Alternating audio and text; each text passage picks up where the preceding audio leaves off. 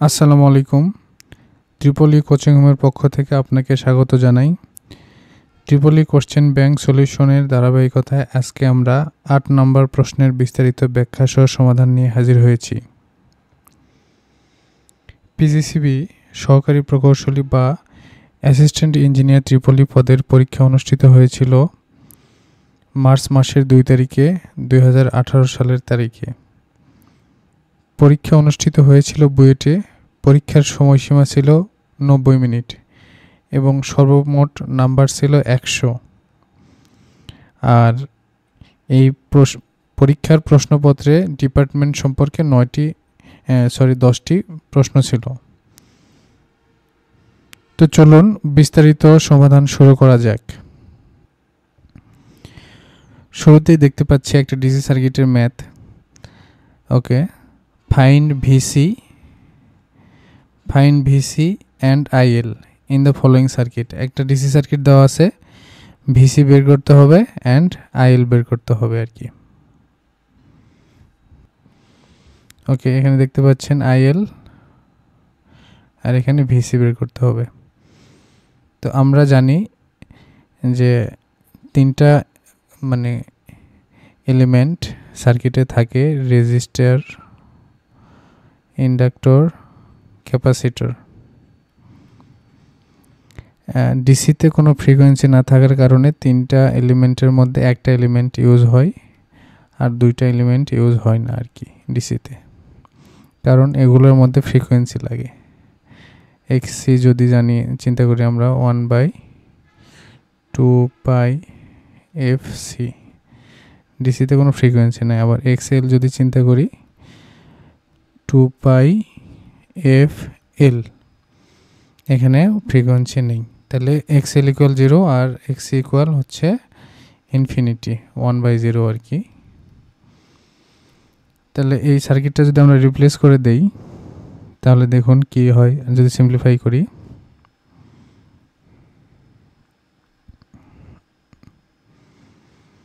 এখানে voltage source, দেন একটা resistor, inductor ছিল। ইন্ডাক্টর থাকলে কি রেজিস্ট্যান্স 0, শর্ট হয়ে গেল। আর এখানে রেজিস্টর। ওকে, দেন এখানে একটা রেজিস্টর, এখানে ক্যাপাসিটর আছে, ওপেন হয়ে গেল, মানে অনেক ইম্পিডেন্স, ইনফিনিটি। তাহলে এখানে ছিল 2 ওহম, এখানে ছিল 3 ওহম, 10 ওহম, 5 ওহম। আচ্ছা, তাহলে এখানে আইএল কত? 10 ভোল্ট। আইএল ইকুয়াল হচ্ছে 10/2 + 3, তাহলে 2 অ্যাম্পিয়ার। আচ্ছা, আর এখানে ওপেন সার্কিট এই ভিসি, আমরা এই যে এই প্রান্তের যে ভোল্টেজটা পাবো আর কি, এটাই তো আলটিমেট ভিসি। ওকে, তাহলে ভিসি ইকুয়াল আমরা লিখতে পারি 2 গুণন কারেন্ট ইন্টু আর কত 3, এখানে 6 ভোল্ট। এটা একটা আনসার, এটা একটা আনসার। তো আশা করছি বুঝতে পেরেছেন। চলুন আমরা দ্বিতীয় ম্যাথে জাম্প করি। ওকে, এখানে আমরা একটা থেভেনিনের ম্যাথ দেখতে পাচ্ছি আর কি। Find VTH across AB terminal. আচ্ছা, এবি টার্মিনালের মধ্যে আমাদের কি বের করতে বলেছে? ভিটিএইচ বের করতে বলেছে। তাহলে চলুন শুরু করি। ভিটিএইচ বের করব আমরা। ওকে, দেখুন ভিটিএইচ মানে কি, আমরা এই 25-এর অ্যাক্রসে যে ভোল্টেজটা পাবো সেটাই তো আমরা ভিটিএইচ, তাই না? তাহলে আমরা এখানে যদি এই সার্কিটটা ড্র করি আর কি,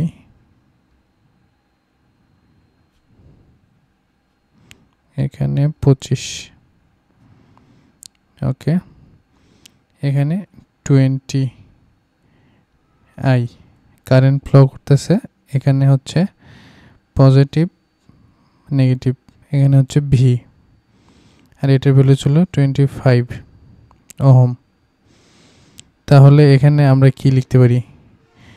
ভি ইকুয়াল কি জানি, 20 ইন্টু কি মাইনাস আর কি, এটা যেহেতু এদিকে যাচ্ছে 20 ইন্টু এখানে 25, তাই না, 20 আই আর কি, 20 আই ইন্টু 25, তাহলে মাইনাস 500 আই। তাহলে আমরা লিখতে পারি আই ইকুয়াল হচ্ছে ভি বাই 500 মাইনাস, এটা আমরা একটা সমীকরণ দিলাম। আবার যদি আমরা এই সার্কিটটা চিন্তা করি আর কি, এই পাশে এই সার্কিটটা চিন্তা করি, যদি ড্র করি সার্কিটটা, প্লাস মাইনাস এখানে একটা 2 কিলো ওহম রেজিস্টর, দেন একটা সোর্স আর কি 3 ভি, এটা হচ্ছে প্লাস, এটা হচ্ছে মাইনাস, 2K আর হচ্ছে 5 ভোল্টেজ, আর অ্যাম্পিয়ার ছিল আই, আই আর হচ্ছে 20 আই, যেটা আর কি আই আর আই তো same I.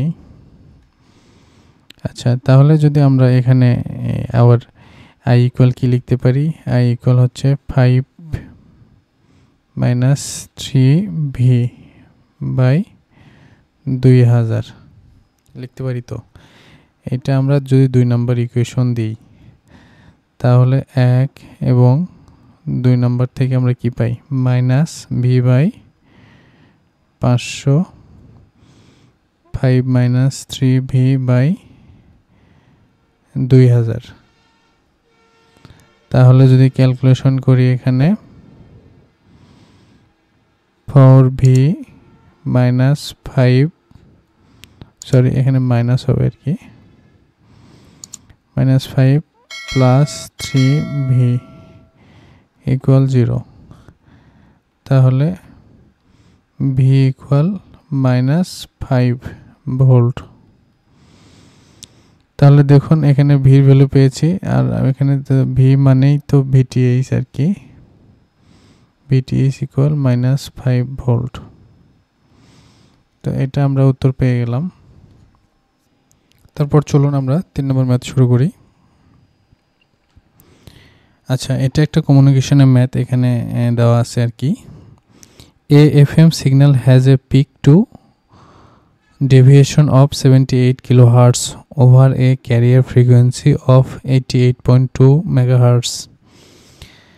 The maximum frequency of this modulating signal is 30 kilohertz. Find the modulation index of this FM signal. আচ্ছা, এখানে দেখতে পাচ্ছেন একটা FM সিগন্যালের একটা ডেভিয়েশন দেওয়া আছে আর কি, আর ক্যারিয়ার ফ্রিকোয়েন্সি দেওয়া আছে। তাহলে আমাদের কি বের করতে বলেছে কি বলেন তো, find the modulation index, modulation index বের করতে হবে। তাহলে এই যে আমরা ফ্রিকোয়েন্সি ডেভিয়েশন থেকে মানে পিক টু পিক আর কি এখানে বুঝতে হবে।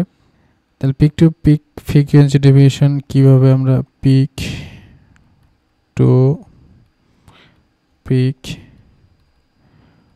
Frequency deviation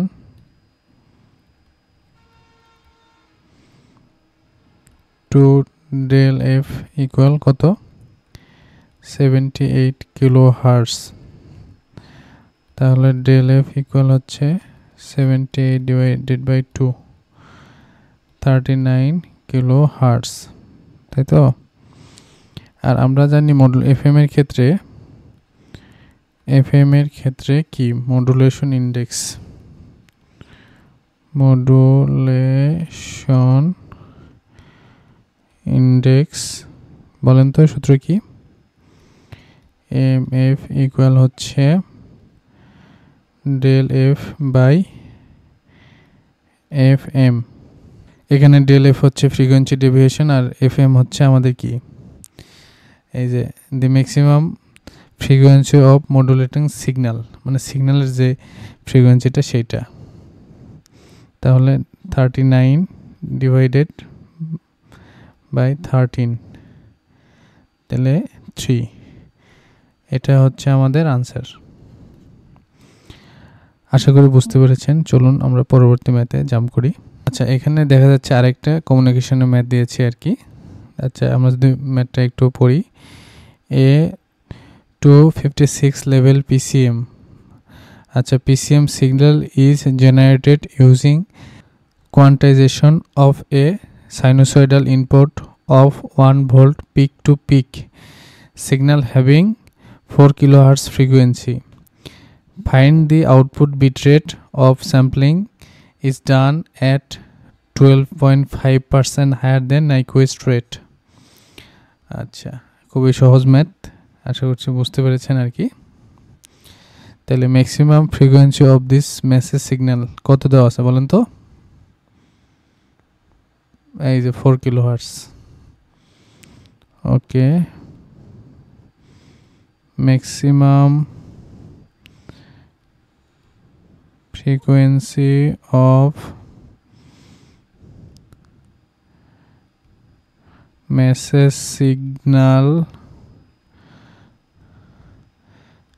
FM 4 kilohertz. আচ্ছা, তাহলে স্যাম্পলিং আমরা জানি কি বলেন? স্যাম্পলিং ফ্রিকোয়েন্সি সূত্র আমরা কি জানি? Sampling frequency FS equal 1.125 into FNQ Nyquist rate। আচ্ছা, যেহেতু বলা আছে 12%, তাহলে FNQটা আমাদের বের করতে হবে 1.125 into FNQ ইকুয়াল হচ্ছে কি বলেন তো? 2 into FM। আচ্ছা, তাহলে 2 into FM এর ভ্যালু 4। তাহলে এটা যদি আমরা ক্যালকুলেশন করি তাহলে আসে 9 কিলো হার্টজ। ওকে, আচ্ছা, আর এখানে দেখুন লেভেল দেওয়া আছে কত? লেভেল হচ্ছে 256। তাহলে to the power n equal হচ্ছে টু দি পাওয়ার কত বলেন? রাইট, 8। তাহলে n ইকুয়াল হচ্ছে 8। তাহলে আমরা বিট রেটের ফর্মুলা কি জানি? RB equal n into FS, sampling frequency আর কি। 8 গুণন FS এর ভ্যালু কত? 9। এই যে, তাইলে 8 নং 72 কিলো kbps আর কি। এটা হচ্ছে আমাদের কাঙ্ক্ষিত আনসার। আশা করি বুঝতে পেরেছেন। আচ্ছা, ম্যাথটা যদি আমরা পড়ি, এখানে কি বলা আছে? In the following circuit the base current is 25 micro ampere, the emitter current is 1.5 milli ampere. Okay, the base emitter voltage 0.7, base emitter আর কি, base emitter, and the emitter voltage is 5। Okay, calculate alpha beta and collector voltage VC। খুবই সহজ একটা math আর কি। তো দেখেন এখানে দেওয়া আছে কি? IE দেওয়া আছে, তাই না? মানে সরি, বেস কারেন্ট দেওয়া আছে, আর কি কারেন্ট দেওয়া আছে বলেন তো? ইমিটার কারেন্ট দেওয়া আছে। তাহলে আমরা কি জানি? এই যে IE ইকুয়াল কি জানি? IC plus IB। তাহলে আমরা এখান থেকে ICটা বের করতে পারি, IE মাইনাস IB। তাহলে I এর ভ্যালু কত? 1.5 মিলি মাইনাস 25 মাইক্রো। আচ্ছা, ক্যালকুলেশন করলে 1.475 মিলি অ্যাম্পিয়ার। ওকে, তো আমরা যদি এখন একটা লুপ ফেলাই আর কি, তাহলে VC equal VCC minus ICRC। তাহলে VCCর ভ্যালু কত? 15 মাইনাস 1.475 ইন্টু আরসির ভ্যালু কত 5, আরসি ভ্যালু মিলিতে আর কি। তাহলে ভিসি ইকুয়াল হচ্ছে 14.99 ভোল্ট। তো ভিসি পেলাম। এখন আমাদের কি পেতে হবে আলফা। আলফা ইকুয়াল আমরা জানি কি beta by 1 plus beta. Beta equal IC by IB. তাহলে আইসি কত আমরা এখানে পেয়েছি 1.475 মিলি, আর আইবি 25 মাইক্রো। এটা যদি আমরা ক্যালকুলেশন করি আনসার 59। তাহলে 59 1 প্লাস 59 তাহলে 0.9833। ওকে, বিটা তো পেয়েছি এখানে, আর এখানে আলফা পেলাম আর কি, আর এখানে ভিসি তো পেয়েছিলাম পূর্বেই এই যে। তাহলে আমাদের সকল আনসার আমরা পেয়ে গেলাম। তো চলুন পরবর্তী ম্যাথে আমরা দেখি কি অবস্থা। 6 নম্বর 5-এর বি আর কি। আচ্ছা দেখুন এখানে বলা আছে write the Boolean expression okay for output Y. এই যে আউটপুট আছে, ক্যালকুলেটর চেঞ্জ করি, এই যে আউটপুট আছে আমাদের ওয়াই, এটার জন্য বুলিয়ান এক্সপ্রেশনটা আমাদের লিখতে হবে ইন দ্য ফলোয়িং সার্কিট। আচ্ছা এখানে একটা নতুন জিনিস আমরা দেখতে পাচ্ছি, সিমস এক্স ওর, আচ্ছা ট্রান্সমিশন গেট আর কি, সিমস এক্স ওর গেট ইউজিং ট্রান্সমিশন গেট। আমরা এটাকে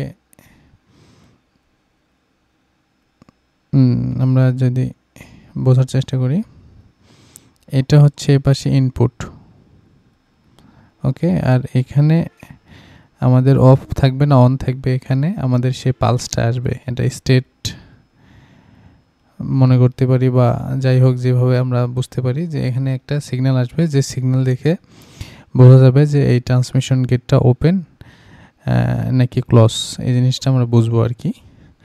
আর এটা আমরা ট্রান্সমিশন গেট নামেই চিনি। তো দেখুন এখানে এই বিষয়টা ক্লিয়ার করার জন্য যে যদি এই গেটটা ওপেন থাকে তাহলে ইনপুটে যেটা আসবে সেটা আউটপুটে পাবো আর কি, যেভাবে আমরা চিন্তা করি। তাহলে গেট ওপেন থাকবে কখন, ওপেন থাকবে বা কন্ডাক্টিং থাকবে,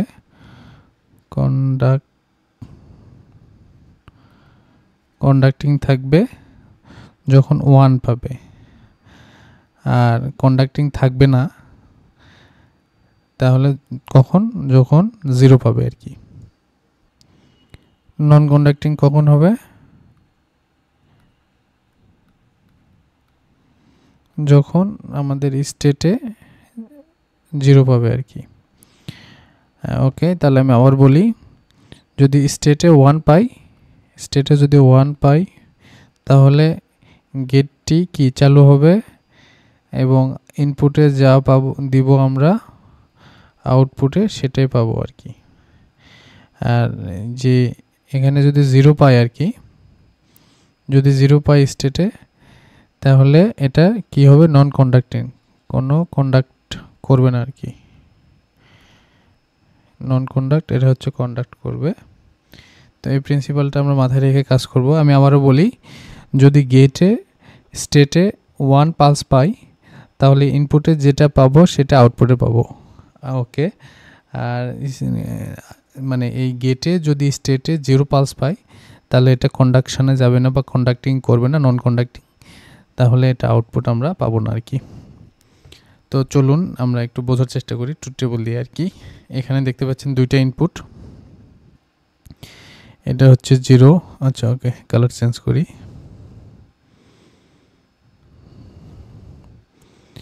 এখানে হচ্ছে 0, এখানে কি বলেন 0 1 1 0 1 0 1 ওকে। এখানে বোঝার চেষ্টা করি, দেখুন এই যে এই গেটটা এই গেটটা ইনপুট এইটাই, তাই না? অলওয়েজ টাইম এটাই তো ইনপুট পাচ্ছে। ইনপুটটা কই থেকে আসতেছে খেয়াল করুন, এই যে ইনপুটটা কিন্তু আমার এই যে বি থেকে আসতেছে, তাই না? আচ্ছা, তাহলে এটাকে যদি আমরা 1 ধরি, TG1 ধরলাম, ট্রান্সমিশন গেট 1। আচ্ছা, তাহলে ট্রান্সমিশন গেট 1 এর জন্য সবসময় ইনপুট কি পাবো আমরা? বি পাবো, তাই না? সেই জন্য এটা বি লিখছি আর কি। তাহলে বি, আচ্ছা মানে এটা কি বুঝতে পেরেছেন? ওকে, তাহলে এখানে বিটা আমরা লিখি, এই ইনপুটটা বি লিখি আর কি এখানে 0 1 0 1। ওকে, তারপরে আমরা দেখুন এই যে আমাদের ইনপুটে একটা সিগন্যাল গেল আর কি। তারপরে দেখুন এই যে আমাদের যে স্টেট কন্ডিশন যেটা আছে আর কি, এই যে TG1 এর যে স্টেট কন্ডিশন, এই কন্ডিশনে অলওয়েজ টাইম দেখুন তো এ যেটা পাচ্ছে এর ভ্যালুটাই তো আমাদের স্টেটে পাচ্ছে, তাই না? এর ভ্যালুটা আমাদের স্টেটে পাচ্ছে। তাহলে এটা কি 0 0 1 1। ওকে, এখন আমরা আসবো এই TG2-তে। TG2 যদি হিসেব করি তাহলে দেখুন এটার ইনপুট অলওয়েজ টাইম কি ইনপুট পাচ্ছে? এই বি যেটা পাচ্ছে সেটার ইনভার্স না, এই যে নট গেটের মাধ্যমে বি প্রাইম বা যেভাবেই বলেন। তাহলে এখানে কি 1 0 1 0। ওকে, এখন দেখুন এই TG-র যেটা আমাদের এই পালস যেটা পাবে আর কি স্টেটে, কালারটা একটু চেঞ্জ করি। সে ধরেন এই TG-তে আমাদের এখানে যেটা পালসটা আমরা পাবে আর কি, এই পালসটা তো এই দিক দিয়ে পাচ্ছে। তো এই পালসটা অলওয়েজ টাইম কই থেকে পাচ্ছে বলেন তো? বলেন কই থেকে পাচ্ছে? এই যে এ প্রাইম থেকে পাচ্ছে। মানে এটা এসে এখানে নটের মাধ্যমে মানে প্রাইম হয়ে যাচ্ছে আর কি। এটাই তো অলওয়েজ টাইম সে মানে স্টেটে পাচ্ছে আর কি। তাহলে আমাদের এটা এ প্রাইম কি হতে পারে? 1 1 0 0। আচ্ছা, এখানে এখন একটা বিষয় আমরা দেখব আর কি, যদিও লিখে ফেলেছি। তো এই জিনিসটা আমরা এখন দেখব যে আমরা মানে দেখেছি আর কি গেটগুলোতে যখন 0 থাকে তখন সে কি হয়, কন্ডাকশনে যায় কি যায় না? যায় না। তাহলে হচ্ছে এটা নন কন্ডাক্ট, তাহলে এটা যাবে না কন্ডাকশনে। এটা কন্ডাকশনে কি যাবে কি যাবে না? যাবে না। কিন্তু এটা যখন 1 পেয়েছে স্টেটে তখন সে কন্ডাকশনে যাবে, আর এটা 1 পেয়েছে এটাও কন্ডাকশনে যাবে। তাহলে এটা যদি কন্ডাকশনে যায় তাহলে আমাদের ইনপুট যেটা ছিল সেটাই আমরা আউটপুটে পাবো, আউটপুট মানে ওয়াই। তাহলে দেখুন, তাহলে ইনপুট এখানে কত ছিল 0 আর এখানে কত ছিল 1। তাহলে আমাদের আউটপুট কি হবে বলেন দেখি? 0 এখানে 1, তাই না? আচ্ছা, আমাদের আরেকটা আমাদের এই যে স্টেট আছে দেখুন, যখন স্টেটে 1 থাকে তখন সেটা কি কন্ডাকশনে যায় কি যায় না? রাইট, কন্ডাকশনে যায়। এটা গেছে কন্ডাকশনে এবং এটা কন্ডাকশনে গেছে। এই 0টা কি কন্ডাকশনে গেছে কি যায় নাই? কন্ডাকশনে যায় নাই। এটা কন্ডাকশনে যায় নাই। আচ্ছা, যদি এটা কন্ডাকশনে যায়, এটা ইনপুট কি ছিল 1 এবং এই 0 1 0। যাই হোক, একটু স্লোলি বলতেছি আর কি, অনেকের কাছে হয়তো বা এটা নতুন। তো বুঝতে পেরেছেন। তা আমরা এখন যদি একটা আমাদের মতো ট্রুথ টেবিল যদি ড্র করি তাহলে আমরা এখানে পেলাম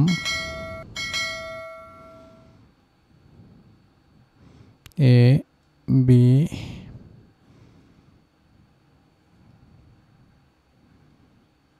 তাহলে এখানে 0 0 1 1 0 1 0 1। এখানে এটা এ, এটা হচ্ছে বি, এটা হচ্ছে ওয়াই। ওকে, বুঝতে পেরেছেন। তাহলে দেখুন ওয়াইটা আমাদের কি ছিল 1 0 0 1। তাহলে ওয়াই আমরা কি লিখতে পারি? এ বি, এটা প্রাইম না?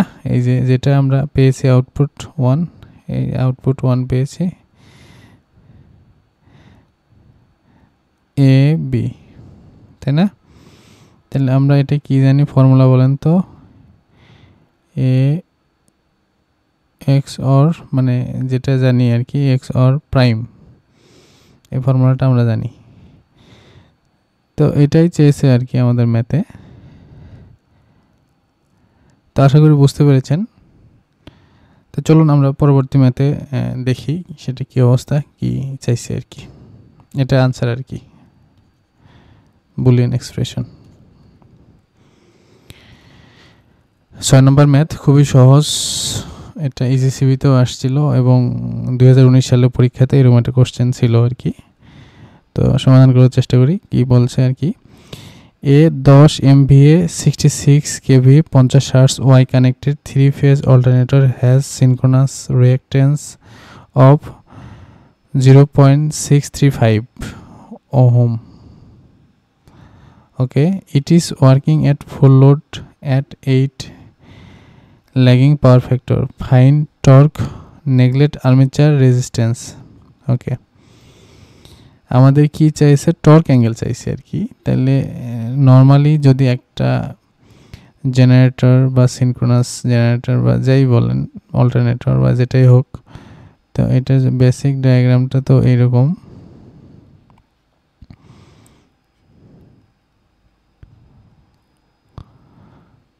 এখানে আছে এটা হলো ইএ, এটা হচ্ছে ই ফাই, এটা হচ্ছে আর, এটা হচ্ছে জে অফ এক্স এস, আর এখানে আমাদের আর্মেচার কারেন্ট। তাহলে এই যে এটা ইন্টারনাল জেনারেটেড ভোল্টেজ আর কি, ইএ দিয়ে প্রকাশ করা হয়। আর এটা টার্মিনালে যেটা পেলাম আমরা, এটা ই ফাই দিয়ে প্রকাশ করা হয়। এটা যদি আমরা ভেক্টর ড্র করি দেখেন, তাহলে এই যে এটা হচ্ছে আমাদের ই ফাই, তার সাথে আই আর যদি মাল্টিপ্লাই করে দেই ভোল্টেজের উপাংশ, এবং এটা I into J of x S. তাহলে যদি এই দুইটা বিন্দু আমরা মিলিত করে দেই, তাহলে এইটা যেটা পেলাম এটা হচ্ছে ইএ, ইন্টারনাল জেনারেটেড ভোল্টেজ। এই যে আমরা অ্যাঙ্গেলটা পেলাম, এটাই হচ্ছে আমাদের টর্ক অ্যাঙ্গেল ডেল। অর্থাৎ আমাদের জেনারেটেড ভোল্টেজ আর হচ্ছে টার্মিনাল যে ভোল্টেজটা অ্যাঙ্গেলের পার্থক্য, সেটাই হচ্ছে আমাদের টর্ক অ্যাঙ্গেল। আচ্ছা, তাহলে চলুন আমাদের তাহলে এটা ফর্মুলা জানি আমরা। দেখুন যে আমাদের তো ইএ দেওয়া মানে ই ফাই দেওয়া আছে আর কি, আমাদের বের করতে হবে ইএ। ইএ ইকুয়াল জানি কি, e phi plus i into r plus j of x s. আচ্ছা, আমাদের আইটা বের করতে হবে। আই ইকুয়াল হচ্ছে 10 গুণন 10⁶ √3, ভোল্টেজ কত 66 kV 10⁻3। তাহলে এটা যদি করি 87.47 অ্যাম্পিয়ার। এটা তো অ্যাঙ্গেল লাগবে আমাদের, তাই না? তাহলে পাওয়ার ফ্যাক্টর ছিল হচ্ছে 0.8, তাহলে থিটা ইকুয়াল 36.87 কজ ইনভার্স আর কি, কজ ইনভার্স 0.8। এটা খুবই সহজ, সবাই জানেন। তাহলে আই 87.47 36.87 যেহেতু ল্যাগিং আছে, আর ফেজ ভোল্টেজ কিসের ফাই, ই ফাই আর কি, ফেজ ভোল্টেজ। তাহলে 66 kV ভাগ √3, তাহলে এখানে আনসার আসে কত 38105 ভোল্ট আর কি। ওকে, তাহলে আমাদের যে ফর্মুলা ইএ ইকুয়াল জানি, এখানে যদি ভ্যালুগুলো বসায় দিই, ইএ ইকুয়াল হচ্ছে 38105, অ্যাঙ্গেল 0 ছিল এটাতে, প্লাস আই এর ভ্যালু কত 87.47 অ্যাঙ্গেল হচ্ছে 36.87 ইন্টু হচ্ছে আর এর ভ্যালু এখানে 0 neglect armature resistance okay plus G of x এর ভ্যালু কত 0.636 তাহলে আমরা এখানে পাই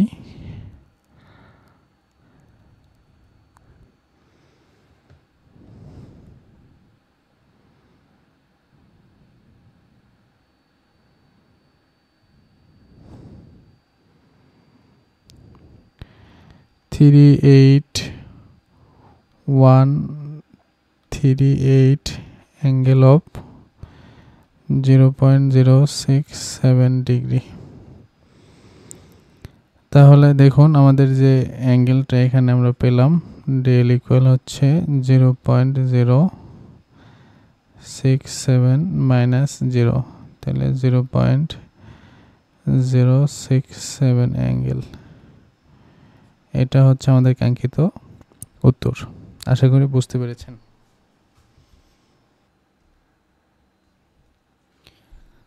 তাহলে 7 নম্বর ম্যাথটি আমরা সলিউশন করি এখন এখানে পাওয়ার সিস্টেম থেকে একটা ম্যাথ দেওয়া হয়েছে আর কি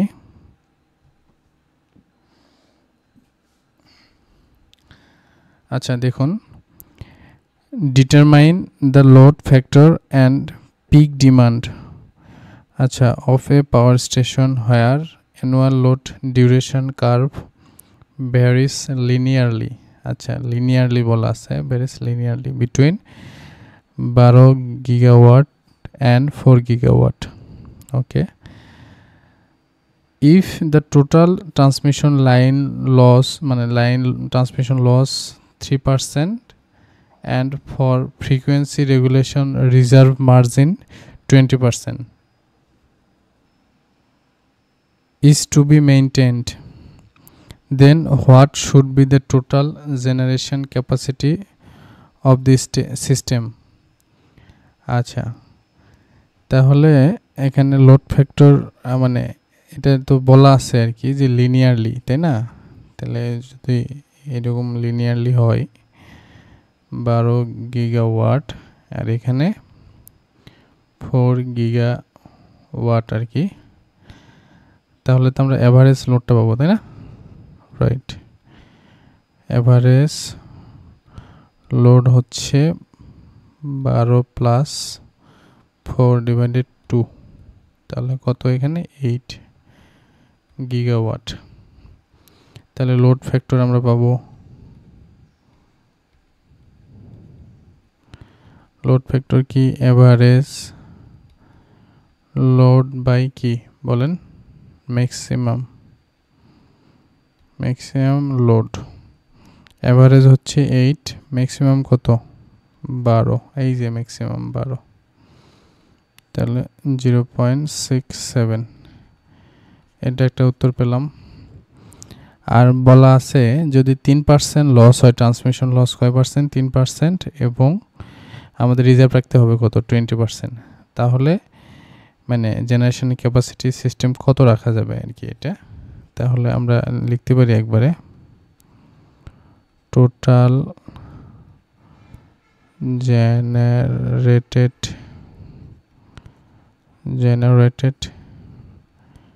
capacity needed কত বলেন তো ম্যাক্সিমাম কত 12 তাই না আর এখানে যেহেতু বলা আছে 3% লস তার মানে কি 97 ইনটু 20% তাই না আমাদের কি রাখতে হবে মার্জিন রাখতে হবে 0.8 ক্যালকুলেশন করলে হচ্ছে 15.464 গিগাওয়াট এটা হচ্ছে আমাদের কাঙ্ক্ষিত উত্তর আশা করছি বুঝতে পেরেছেন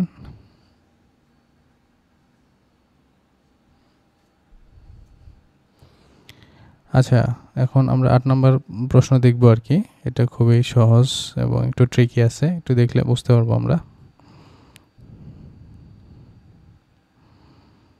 এখানে খেয়াল করুন আচ্ছা a 3 phase 11 kV by 132 kV 132 kV star delta, এটা কিন্তু ট্রান্সফরমারটা হচ্ছে স্টার ডেল্টা কানেকশন। আচ্ছা, power transformer is protected by differential protection. Okay, the CTs on low voltage side have a current ratio. আচ্ছা, লো ভোল্টেজ সাইডে current ratio মানে কি, এই পাশে তো 11, এ পাশে 132। ওকে, তাহলে এই পাশে আমাদের রেশিও কত, 500:5।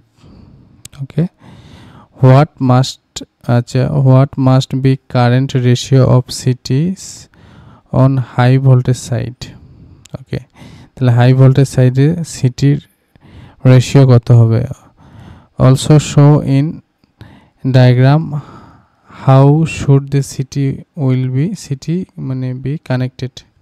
তো যাই হোক, আমরা এখানে একটা ডায়াগ্রাম দেখাইছি আর কি, খেয়াল করেন। এই পাশে হচ্ছে স্টার আর এই পাশে হচ্ছে ডেল্টা। আচ্ছা, স্টার ডেল্টা যদি হয় তাহলে আমাদের সিটি কানেকশনগুলো হয় তার ভাইস ভার্সা আর কি। দেখুন, সিটি এখানে ডেল্টাতে আছে আর এই পাশে ডেল্টার সাইডে স্টারে আছে। তো এটা হচ্ছে আমাদের ডায়াগ্রামটা আর কি। জায়গা কমের কারণে আমি একটা পিকচার দিয়ে দেখাই দিলাম। আর ম্যাথে চেয়েছে 132 কেভি সাইডের সিটি রেশিও কত হবে, রেশিও কত। আচ্ছা, তাহলে দেখুন, লেট মানে লো সাইডে মানে প্রাইমারি আর কি, প্রাইমারি সাইডে কত অ্যাম্পিয়ার যায়, সে 500 অ্যাম্পিয়ার যায়।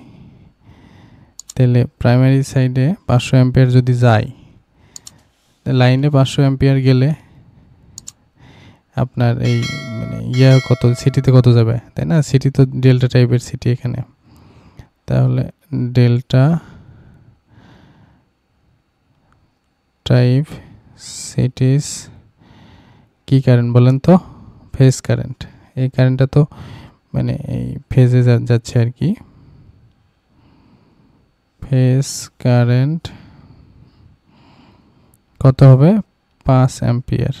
যেহেতু 500/5, এটা কিন্তু ফেজ কারেন্ট। আর এটা যদি এই যে লাইন এইদিকে আসে, লাইন কারেন্ট, তাহলে ডেল্টা টাইপ সিটিসে লাইন কারেন্ট কত, 5 ইন্টু হচ্ছে √3।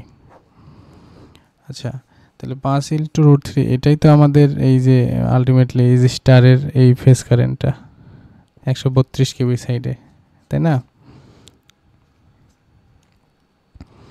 তাহলে আমরা এখানে লিখতে পারি 132 kV side of star connection CTs on মানে হাই সাইড আর কি। তাহলে এটা কত হবে, 5√3 অ্যাম্পিয়ার।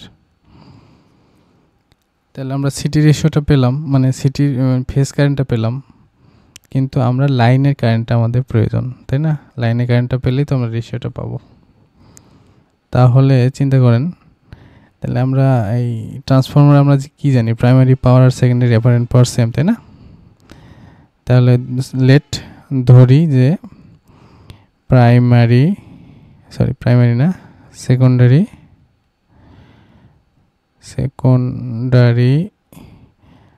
লাইন কারেন্ট হচ্ছে আই। আমরা এখানে একটা ফর্মুলা জানি যে এস প্রাইমারি ইকুয়াল হচ্ছে এস সেকেন্ডারি, মানে কি দুইটার পাওয়ার সমান, তাই না? প্রাইমারিতে সেকেন্ডারিতে। তাহলে প্রাইমারিতে হচ্ছে √3 গুণন হচ্ছে 11, আর কি কারেন্ট কত, 500।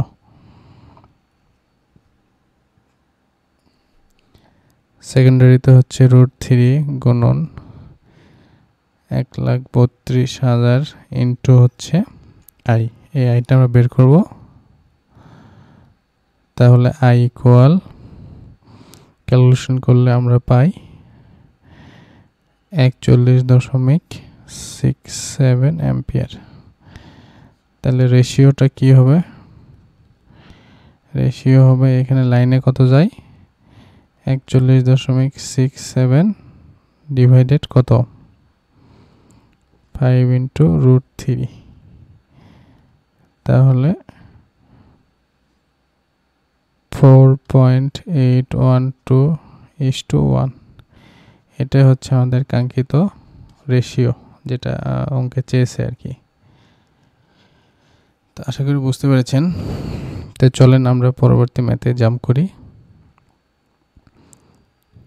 9 নম্বর ম্যাথ এখানে কি বলছে দেখেন, এ 100 MVA 11 kV generator feeding A load 20 megawatt, okay, 0.8 power factor lagging load at 11 kV.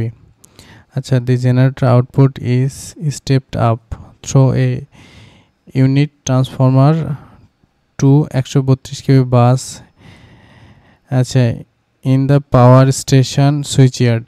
Okay, the load is served from a grid substation with 11 kV bus. Okay, a 132 kV double circuit 150 km transmission line is connecting the power station with the grid substation. Draw the single line diagram of this power system আর কি। আচ্ছা, এখানে আমাদের একটা single line diagram draw করতে বলেছে আর কি। তো এখানে খেয়াল করুন, এখানে শুরুতে বলা আছে 100 MVA 11 kV জেনারেটর ফিড। আচ্ছা, তাহলে একটা জেনারেটর হবে, এটা বুঝতে পারছি আমরা। তাহলে জেনারেটরের কত, 100 MVA 11 kV। আচ্ছা, 11 kV ফিডিং লোড, এটা হচ্ছে লোড প্রান্ত। আচ্ছা, এটা লোড পেলাম আমরা। আচ্ছা, লোড 11 kV লোড এটা বলা আছে। The generator output is step up, জেনারেটরের যে আউটপুট পেলাম সেটা হচ্ছে স্টেপ আপ হবে একটা ট্রান্সফরমারের মাধ্যমে, তাই না? Right, step up through unit transformer 132 kV বাস। আচ্ছা, তাহলে এটা যদি 11 kV হয়, যদি 132 বাস করতে চাই, তাহলে 11/132 kV ট্রান্সফরমার হতে হবে। রাইট, আর এখানে আমাদের বাস কত, এই বাস হচ্ছে 132 kV বাস। ওকে, পাওয়ার স্টেশন সুইচইয়ার্ড। আচ্ছা, the load is served from grid substation with 11 kV বাস। আচ্ছা, ওকে, 132 kV ডাবল সার্কিট। আচ্ছা, এই যে এখানে তাহলে আমাদের সার্কিটটা কত হবে, ডাবল সার্কিট ব্রেকার যেটা 150 কিলোমিটার, এটা হচ্ছে আমাদের মানে আরেকটা বাসে আসলো আর কি পাওয়ার। এই বাসে পাওয়ার কত, 132 kV। আচ্ছা, 32 kV line connecting power station. আচ্ছা, ওকে, তাহলে এখান থেকে আমাদের লোড এন্ডে যাবে আর কি। লোড এন্ডে যদি যাই তাহলে লোড এন্ডে 11 kVতে যাবে, সেটা বলেছিল। তাহলে এ পাশে 132 kVকে আমরা যদি 11 kV করি, তাহলে এই ট্রান্সফর্মার মাধ্যমেই তো করতে হবে। ওকে, দেন এটা তো আমাদের কি হলো, লোডে গেল। লোড কত বলেন তো, 20 মেগাওয়াট, 0.8 ল্যাগ, আর হচ্ছে 11 kV। আমাদের সকল মানে কন্ডিশন স্যাটিসফাই করছে আর কি। এই 132 kV লাইন মানে 150 কিলোমিটার, আর এটা হচ্ছে T1, এটা হচ্ছে T2 ট্রান্সফরমার আর কি। তো এটা আমাদের সিঙ্গেল লাইন ডায়াগ্রাম বা SLD। তো আশা করছি বুঝতে পেরেছেন।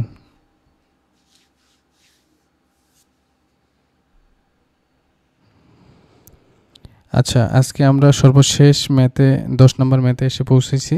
তো এটা একটু খেয়াল করুন, ড্র দ্য রিঅ্যাকট্যান্স ডায়াগ্রাম। আচ্ছা, রিঅ্যাকট্যান্স আগেরটাতে ছিল সিঙ্গেল লাইন ডায়াগ্রাম, আর এখানে রিঅ্যাকট্যান্স ডায়াগ্রাম বের করতে বলেছে আর কি। ওকে, পুরোটা পড়ি। Draw the reactance diagram from system mention question 9। আচ্ছা 9 নম্বরে যে সিস্টেমটা বলা ছিল আর কি, পাওয়ার সিস্টেমের যে অংশটা বলা ছিল সেটা মেনশন করেছে আর কি। Neglect all resistance and shunt admittance accepting load resistance. আচ্ছা এখানে আমাদের শুধু রিঅ্যাকট্যান্স ডায়াগ্রামটা মানে ড্র করতে বলেছে, সেটাই বলেছে আর কি।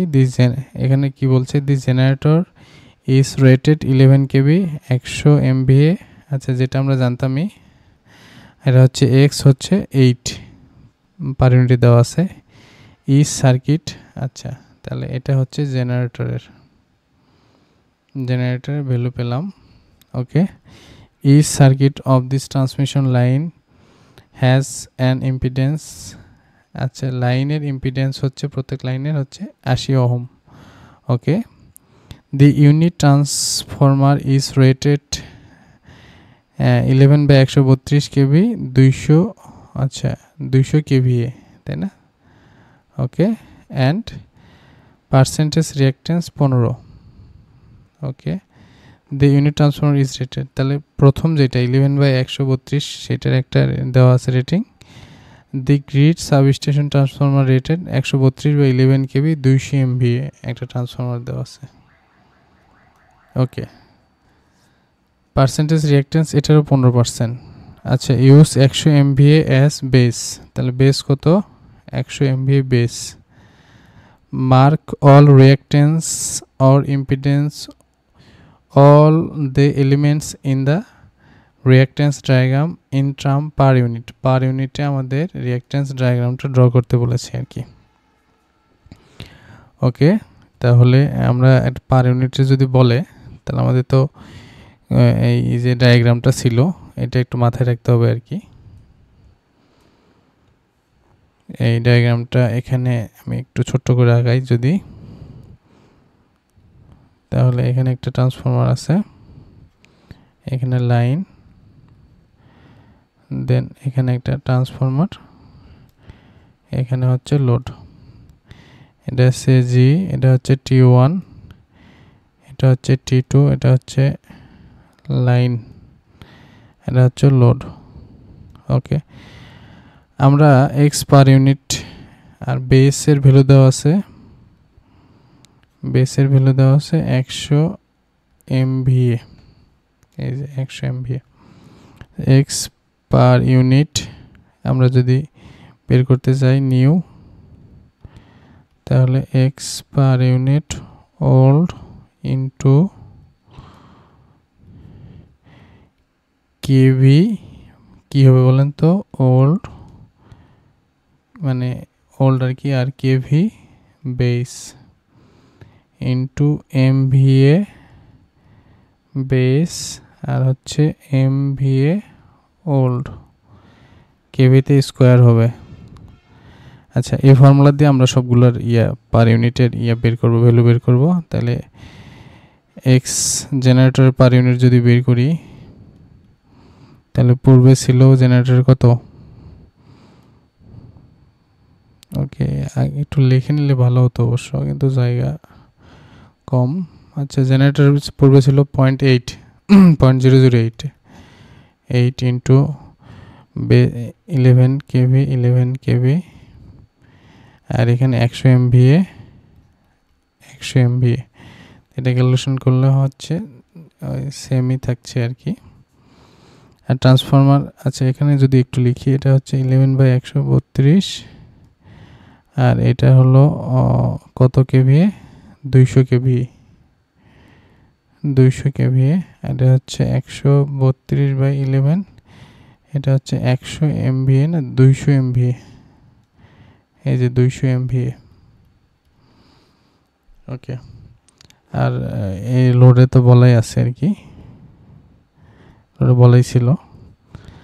আচ্ছা আমরা তাহলে এক্স T1 যদি বের করতে চাই, T1 পার ইউনিটের ভ্যালু, T1 এর কত ছিল? 8, তাই না? 0.8 ছিল, 0.8 না 0.8 না, 15% ছিল, এর 15% হচ্ছে 15%, এটারও 15% ছিল। ওকে, তাহলে 0.15 ইন্টু 11 বা 132 যেটাই দিই ওটা ভোল্টেজ চেঞ্জ হয়ে যাবে, এটা কোনো ইস্যু না, যেহেতু স্কোয়ার এখানে দিইনি, আচ্ছা দিলাম। আর হচ্ছে বেস এমভিএ কত 100, আর এখানে অ্যাকচুয়াল কত ছিল বলেন তো, এটা হলো 100 আর এটা হচ্ছে 0.2, এটা হচ্ছে কেভিএতে আছে, খেয়াল করতে হবে আমাদের। রেগুলেশন করলে হয় 75 পিইউ পিইউ, তাহলে X T two PU 0.15 into 132/132 square into হচ্ছে এই 100/200 এমভিএ, এখানে বলা আছে 200 এমভিএ, প্রশ্ন বলা ছিল আর কি। তাহলে এটা ক্যালকুলেশন করলে আমরা পাবো 0.075 পার ইউনিট। ওকে, এখন আমরা লাইনের হিসাব করব আর কি। লাইন এটা আমরা পার ইউনিটে পেলাম, তাহলে এক্স লাইন বেসেরটা আগে বের করি। তাহলে এক্স লাইন বেস ইকুয়াল কি হবে বলেন তো, কেভি লাইন বেস আর হচ্ছে এমভিএ লাইন বেস। তাহলে কেভি কত ছিল, 132 কেভি লাইন ছিল, আর বেস এমভিএ ছিল কত 100। তাহলে লাইন বেস কত পেলাম 174.24, এটা কিন্তু ওহমে পেলাম। আচ্ছা, এখন আমরা এক্স কি বের করবো বলেন তো, মানে এক্স লাইন পার ইউনিটে বের করব। পার ইউনিটের ভ্যালু কি actual by base, actual value base value. আচ্ছা, অ্যাকচুয়াল কত, অ্যাকচুয়াল দেওয়া ছিল অঙ্কে 80, এই যে খেয়াল করেন 80 ওহম, আর বেস এখানে পেলাম কত 174.24, এটা ক্যালকুলেশন করলে আমরা পাই 0.459 পার ইউনিট। আচ্ছা, আমরা লাইন পেলাম, ট্রান্সফার পেয়েছি, এখন আমাদের লোডেরটা বের করতে হবে আর কি, সবগুলোর বের করছি। আচ্ছা, আমরা একটা পেজ নেই, আচ্ছা এটা 10 নম্বর এক্সটেনশন। ওকে, তাহলে আমরা যদি লাইন মানে লোডের বের করতে চাই, লোডের ক্ষেত্রে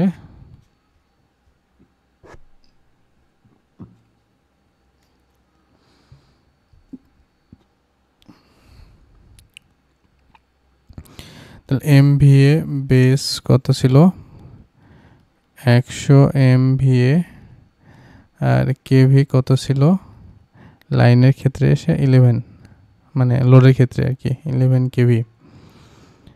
তাহলে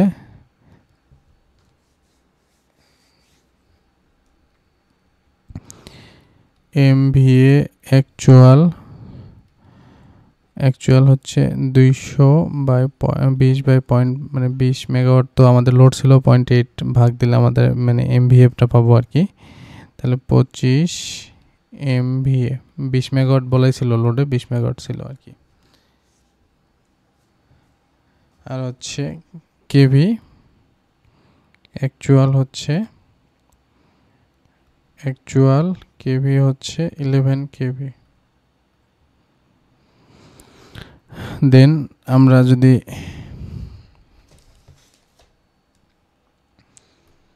এই যে পাওয়ার ফ্যাক্টর জানতাম আমরা, তাহলে এইখানে আমরা অ্যাঙ্গেলটা পাবো না, cos ইনভার্স 0.8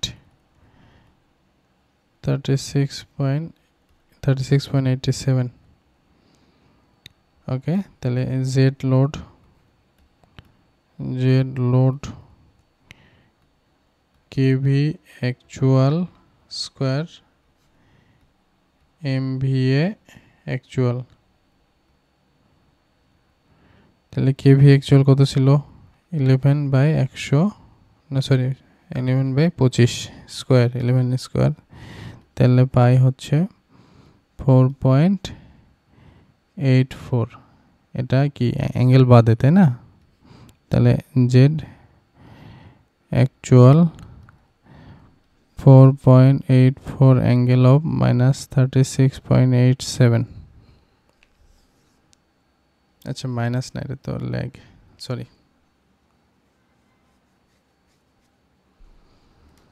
তাহলে জেড লোড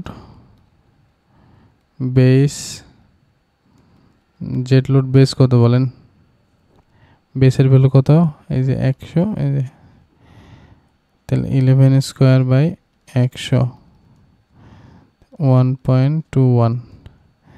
তাহলে জেড লোড পার ইউনিটে পেলাম আর কি অ্যাকচুয়াল বাই বেস। অ্যাকচুয়াল কত 4.84 36.87 বাই হচ্ছে 1.21। ক্যালকুলেশন করলে আসে 3.2 প্লাস 2.4 পার ইউনিট। তাহলে আমরা যদি এখন এটার আমরা ডায়াগ্রাম ড্র করতে চাই, তাহলে চিন্তা করেন এখানে ছিল আর কি একটা জেনারেটর ছিল, জেনারেটরের সাথে কি ছিল? ট্রান্সফরমার ছিল। ট্রান্সফরমারের সঙ্গে দুইটা লাইন ছিল, লাইন আঁকাইলাম। আঁকানোর পরে আবার কি একটা ট্রান্সফরমার ছিল। ট্রান্সফরমার পরে এখানে কি ছিল? লোড ছিল। তাহলে আমরা যদি এগুলোর নাম লিখি কি, এটা হচ্ছে এক্স জি, এটা হচ্ছে এক্স টি ওয়ান, এটা হচ্ছে এক্স লাইন, লাইন দুটো সেম আর কি, একটাই লিখলাম। এক্স টি টু, এটা হচ্ছে এক্স লোড। তাহলে এক্স জির ভ্যালু কত পেয়েছিলাম? 0.08, রাইট। আর এক্স টির ভ্যালু পেয়েছিলাম আমরা 75 পার ইউনিট। আর লাইনে পেয়েছিলাম 0.459 পার ইউনিট। আর ট্রান্সফরমার ভ্যালু পেয়েছিলাম 0.075 পার ইউনিট। আর লোডে পেয়েছিলাম আমরা 2.4 পার ইউনিট। এই হলো আমাদের রিঅ্যাকট্যান্স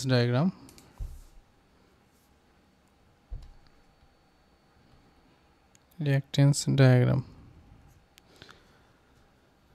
তো আজকে এই পর্যন্তই। আপনি যদি আমাদের সাথে নিয়মিত চাকরির প্রস্তুতি নিতে চান, তাহলে এখনই চ্যানেলটি সাবস্ক্রাইব করুন এবং নতুন ভিডিওর আপডেট পেতে বেল বাটনটি চাপুন। পরবর্তী ভিডিওতে দেখা হবে ইনশাআল্লাহ। আজকের মতো বিদায় নিচ্ছি। চেষ্টা চালিয়ে যান, সাফল্য ইনশাআল্লাহ আসবে। ধন্যবাদ।